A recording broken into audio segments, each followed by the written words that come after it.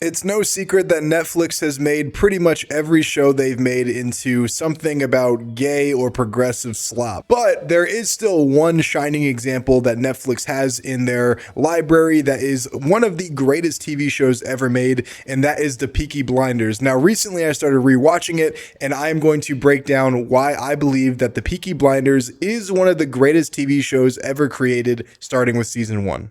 So what I want to talk about first is something that is very underrated in storytelling, and that's respecting the audience's intelligence. Now, what Peaky Blinders does is they tell you a lot of different facts about the world, and they tell you a lot about the characters in tiny little breadcrumbs, and that overall comes into fruition at the very end of the season. But not only just at the end of the season, but it is constantly shaping your worldview of who these characters are and how they act and what is really going on. Now, a show with really bad writing, what they would do in a show that doesn't respect your intelligence, they would take Thomas Shelby and they would give him dialogue like this. Do you know who I am? I'm Thomas Shelby. I was in a war. I was a sergeant major. That's really bad dialogue, right? That's really bad writing because they're not letting you find out in breadcrumbs. They're just telling you what is going on and who this character is. And people do that because they don't think that the reader or the audience is intelligent enough to actually understand the story without just completely spoiling it for them. And this is something that Expedition 33 did very well, is they let the story unfold before you. They let you walk through the story with them and, really have that sense of wonder or mystery, or, really get to know these characters through their actions. And I think that's a really important thing that this show does very well, is they let these characters talk in little quibbles. They tell you a couple things of information here, and it really shapes the character overall. And not only that, I think another really important thing in terms of writing is when to have characters be silent. And you see this in a lot of different scenes. There's a lot of quote unquote dead air in the Peaky Blinders where no one talks for 5 seconds, 10 seconds, or they take long pauses in between their sentences. And this is a very underrated thing because I think a lot of the time, this is where good acting truly shines. And this is why I think this show has great actors, is because they let, if you clip up all of season 1 and put in the times where there's dead air or no one's talking, nothing's truly happening, I think you're going to get an hour, 2 hours of footage of just technically nothing happening. But what the writer is doing is they're building the world, and they are letting the actors and their facial expressions and their emotions and who they are as characters speak for themselves, even if they're not speaking at all. And I think that's a huge thing that we need to point out for why this show is a true masterpiece, because not only do I think the writing is fantastic, which we're going to talk about in a second, but just the underlying narrative behind what's going on in the story is very important, and it allows us to experience the world together and really feel like we're in this story. So let me show you what all of the underlying narratives build up towards in a story. So in the very opening scene, you see that Thomas is walking on a horse through some slummy area, and he gets a spell casted on his horse. And the whole time people are clearing out and avoiding him, showing that they obviously fear him for some reason. And then this tells you a couple things. This shows you that the area that they live in is poor, which means that Thomas is probably poor, but probably a little bit richer than the other people. And this shows you that people fear him. And then you go, okay, why do they fear him? So then Thomas goes back to his house, and people are fucking around with money. And it's like they're roughhousing, and it's a very sketchy area. It's a very sketchy environment.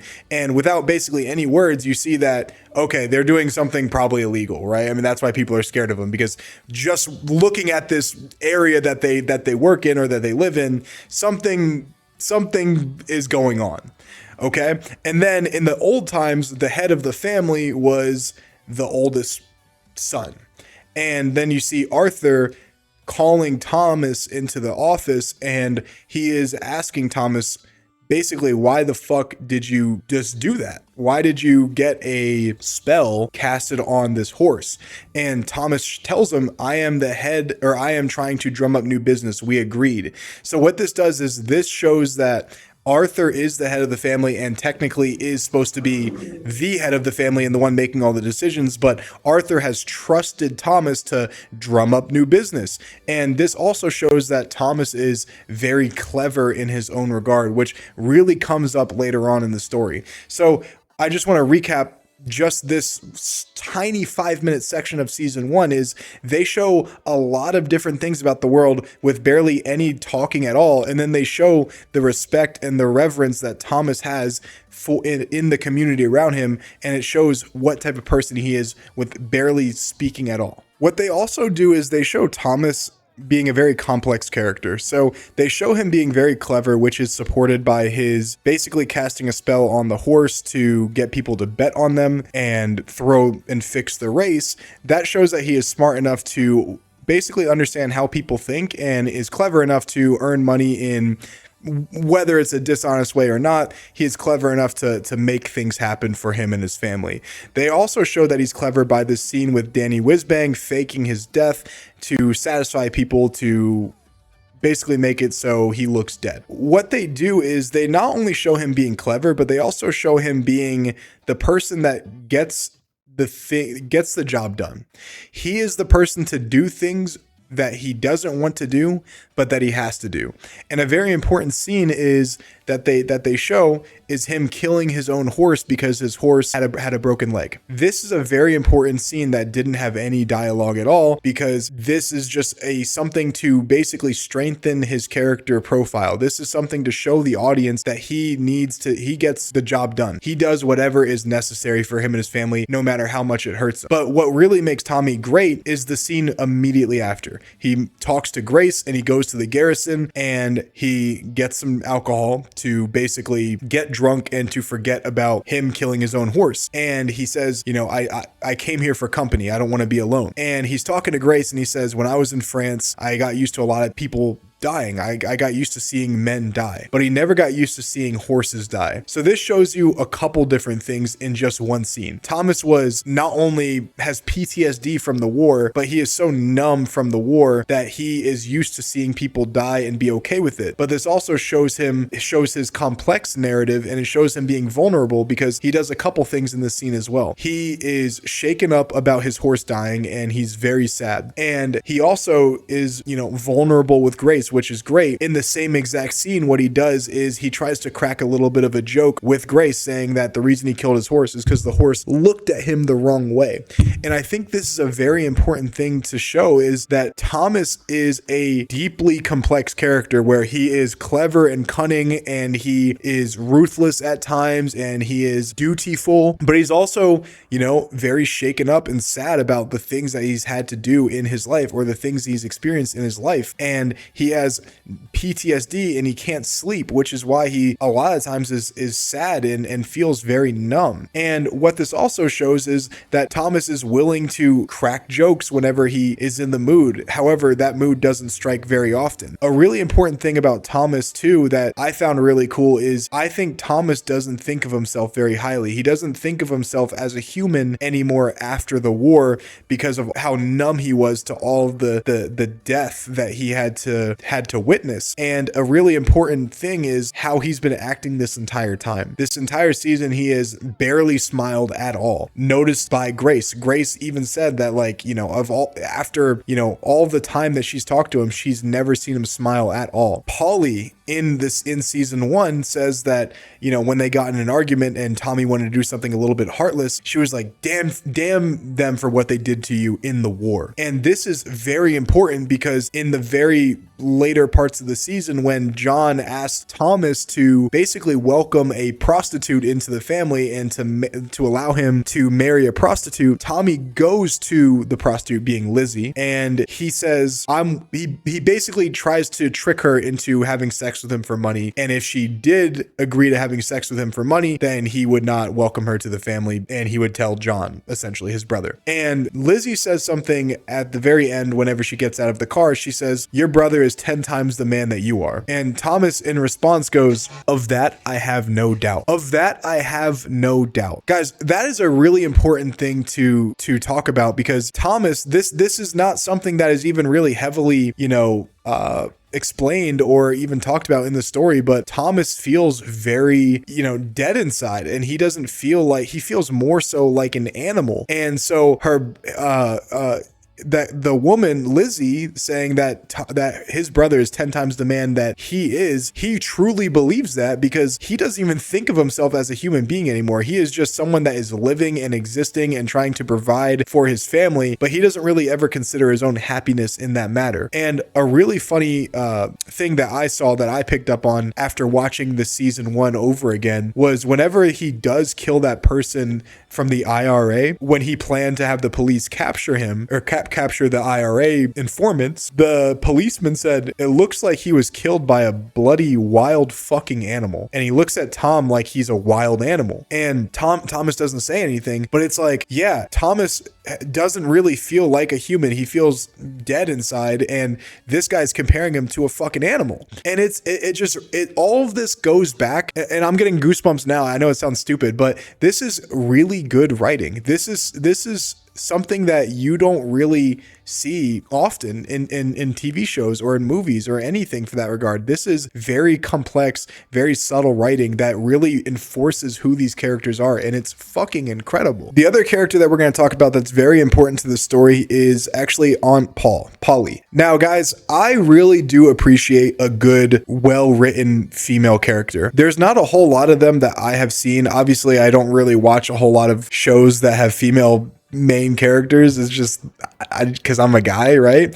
But Polly is a very well written character, and she adds a great dynamic to Thomas, because while Thomas is in charge of the tactical side of the family, Polly is not only in charge of that as well in a lesser role, but she is more so handling matters of the heart, is what she says. She is the COO of the company, basically meaning that she is in charge of taking care of people's emotional well-being and using her perception and her knowledge on people to get things done. Now, this is similar and different to how Tommy actually operates, because while Tommy does have great ways of manipulating people and getting them to do what he wants, he also doesn't really understand the more intuitive things that Aunt Paul understands. And this is a very important character to the story, because while Tom wants to do a lot of things his own way, some of it actually doesn't work out, and he actually relies on Polly to get some things done. And this is further reinforced by anytime they have a very important meeting, it's always the three brothers and then there's Aunt Polly. And I think she's just a very well and complex character that is also very clever, and she's written in a clever way, and she tries to do things that are more so virtuous emotionally. And that's where she clashes with Tommy's, because Tommy's fucking ruthless, whereas Paul is ruthless, but she has a limit, whereas Thomas doesn't. So their dynamic and them, arguing this entire season about what needs to be done about Freddie Thorne, basically a communist impregnating his sister. There's a lot of really interesting dynamics in that conversation that really push the story forward. And I think between Aunt Paul and Thomas and Arthur, and I mean, I guess those are really like the main characters, they showed that they built this very strong cast of great acting and great scenes, and they progressed the story forward. Now we're going to talk about a couple small characters that really did add to the story as well,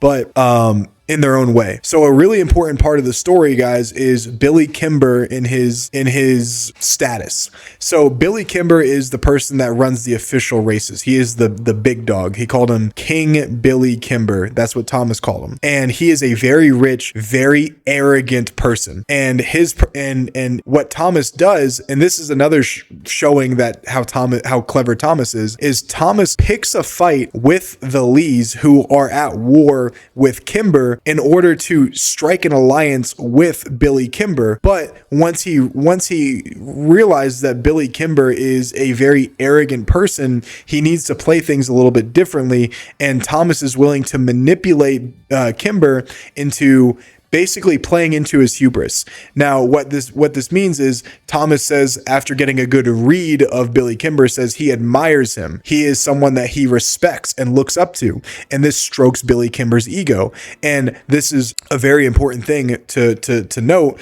But Billy Kimber then, a little bit later in the scene, throws a quarter at Thomas's feet and goes, pick it up. Now, Thomas is a very proud man, and he is shown that he doesn't do his own bidding. He doesn't do basically menial tasks. He has other people do it for him. But in this scene in particular, Thomas actually picks up the quarter and tells people not to pick it up for him because he wants to appear as subservient to Billy Kimber, because after reading that Billy Kimber is an arrogant piece of shit, he is now under the assumption that he can basically he can stroke his ego and manipulate him into doing what he wants, as if he appears at his subordinate, which is, one of the 48 laws of power that, from the book. Now, this is very important because in the very later parts of the season, you have Billy Kimber basically being manipulated into Thomas almost takes the tracks from him legally, and Billy Kimber gets very fucking upset. So he purposely walks down to the Garrison alley where they all usually hang out at, and he brings a bunch of fucking men out. He brings a bunch of men. Thomas brings a bunch of men, and they have this big fucking standoff. Thomas had to have known that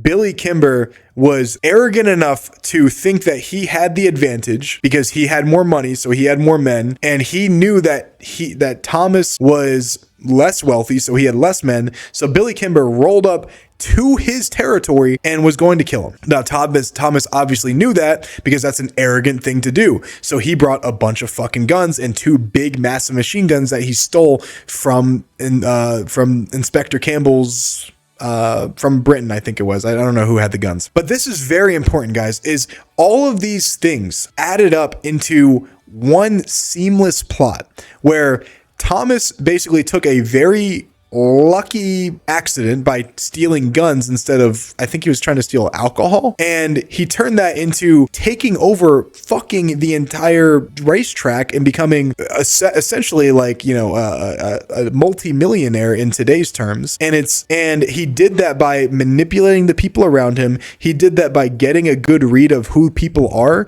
and being ruthless enough to get things done. And guys, can we also talk about how fucking incredible and masculine the show is? You don't have any people talking about, oh, I'm gay, I'm non-binary, I'm fucking, you don't have any of that bullshit. At the very end of season 6, you have a bunch of men show up with a bunch of fucking guns, and they have a gentleman's fucking battle, and Thomas shoots the guy, Billy Kimber, in the head, and then he goes, we had a respectable fight. We fucking dueled and Kimber died. No one else has to die. Go home to your families. That is something honorable that people did back in the day. And that is something honorable between men. That is fucking masculine. And I'm so sick of shows like showing that these characters are so fucking helpless and pathetic, and it's just and they just don't act honorably. And I just really do not like that when I'm watching TV shows. So this entire show basically being this masculine story about men doing fucking hard tasks and getting the job done and overcoming adversity. It's really inspiring, and it's really cool to see that these shows still exist in today's society. And I'm just really fortunate. Recently, guys, I've come to appreciate the small things in life. I've come to appreciate what I have, and what I've been through, and the things that I've seen. And I am very honored and very fortunate to have watched this show. This show has played a big part in my life, believe it or not. I know it sounds stupid, like Peaky Blinders played a big part in your life. But guys, this is a really good show. This show has helped me become a better writer for the book that I'm writing. This show, I've spent countless hours watching it and really enjoying it. And I got this really cool story that I was able to witness and see all the way through. And I'm really blessed and fortunate that I was able to watch this. I know it sounds stupid, but I guess this is just a daily reminder to really appreciate what you have and really appreciate what you know, that you're able to watch these shows and play these games that we see, because it's really cool. Because at the end of my life, obviously I'm going to look back at the experiences that I've had, but I also am going to look back at all of the great stories and entertainment that I was able to witness and see. And yeah, I just think it's really cool. I don't know. Sorry. No, I'm not fucking apologizing. Subscribe to the channel. Thanks.